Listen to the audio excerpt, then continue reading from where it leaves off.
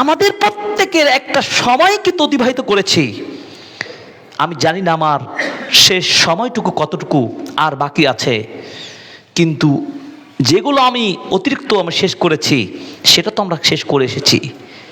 আমরা কি কেউ নিজেকে পূর্ণাঙ্গভাবে বলতে পারি যে আমার জীবনে ভুল হয় নাই, আমার জীবনে অলসতা হয় নাই, আমার জীবনে গুনাহ হয় নাই, অন্যায় হয় নাই? সুনিশ্চিতভাবে বলতে পারি আমাদের কথা কাজে, চলতে ফিরতে, লেনদেন, ব্যবসা বাণিজ্য ক্ষেত্রে, সফরে বিদেশে, সর্বক্ষেত্রেই কোনো না কোনোভাবে আমাদের গুনাহ হয়েছে, পাপ হয়েছে, অন্যায় হয়েছে। আল্লাহ রাব্বুল আলামিন কত বড় দয়াবান, হুয়াল গফফার, হুয়ার রহমান, হুয়ার রহিম। আপনাকে এই তওবার একটি চিকিৎসার মাধ্যমে পুরো জীবনকে পরিবর্তন করে দিতে পারেন। সুবহানাল্লাহ।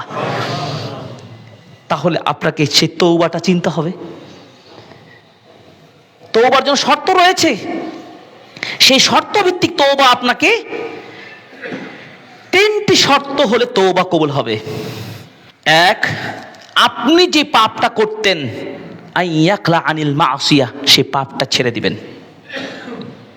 নাম্বার টু, আইয়ান্দিমা আলা ফিআলিহা, যেই কাজটা আপনি করতেন গুনাহের কাজটা, সেটার জন্য আপনি অনুতপ্ত হবেন, ঘৃণা সৃষ্টি করবেন, ছি এত পাপের নোংরা কাজটা আমার দ্বারা হতো। তিন নম্বর কি, আইয়া আজিমা আল্লাহ ইয়াউদা ইলাইহা আবাদা, এবং দৃঢ়ভাবে পরিকল্পনা নেবেন আর কখনো ওই পাপ কাজে ফিরে যাব না।